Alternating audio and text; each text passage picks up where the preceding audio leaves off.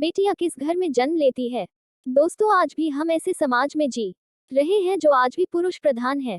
आज भी जब लड़की का जन्म होता है तो अधिकतर घरों में मायूसी छा जाती है। और मित्रों, यह और कुछ नहीं बल्कि हम मनुष्यों की अज्ञानता है। लड़की को पूछ समझते हैं, परंतु आपको जानकर हैरानी होगी, लड़की का जन्म हर किसी के घर में नहीं होता, बल्कि उसी के घर होता है जो भाग्यशाली होते हैं और अपने अपने पुण्य कर्म अर्जित किए होते हैं। और भगवान कैसे घरों को लड़की का जन्म देने के लिए चुनते हैं, और वह कौन से पुण्य कर्म है जिसकी वजह से कोई भी इंसान बेटी का माँ बाप बनता है। भगवान श्री कृष्ण से अर्जुन पूछते हैं कि माधव, किन कर्मों के कारण किसी के घर पुत्री धन की प्राप्ति होती है, अर्थात कैसे घरों में बेटियों का जन्म होता है। तब श्री कृष्ण अर्जुन से कहते हैं, हे पार्थ, अगर किसी के घर बैठे भाग्य से होते हैं तो बिटिया सौभाग्य से, और जो भी स्त्री या पुरुष अपने पूर्व जन्म में पुण्य कार्य अर्जित किए होते हैं उन्हें ही एक बेटी के माता पिता होने का सौभाग्य प्राप्त होता है।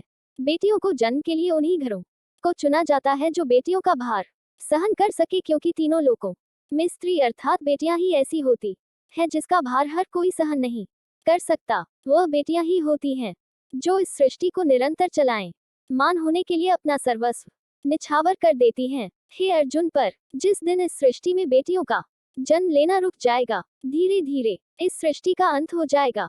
भगवान श्री कृष्ण की इन बातों पर गौर किया जाए तो उनका कहा बिल्कुल सही है, क्योंकि बेटियां अगर नहीं होंगी तो किसी का भी वंश आगे नहीं बढ़ सकता।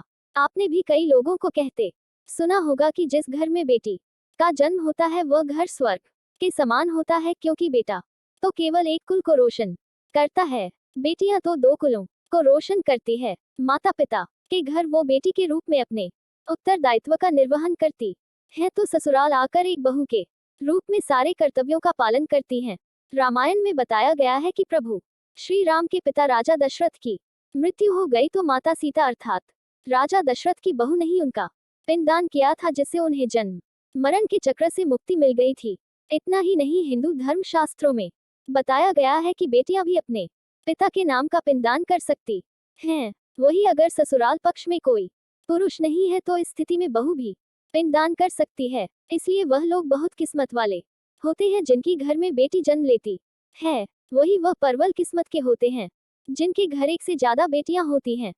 शायद यही कारण है कि बेटियों को लक्ष्मी कहा गया है। बहुत से लोगों की सोच यही होती है, बेटी है तो बिना समय गवाएं और इस पर पढ़ाई में पैसे लगाए जल्द से जल्द शादी कर दो। लेकिन ये सोच एक बेटी के भविष्य को बर्बाद कर देती है। जरा सोचिए, एक बच्ची के मन में कितने सपने होते हैं, उसे कुछ करना है लेकिन ये सपने सिर्फ सपने ही रह जाते हैं। इसलिए अपनी बेटियों को सपने पूरे करने देना चाहिए, उन्हें जीवन में हर वह खुशी दे जो उन्हें मिलनी चाहिए।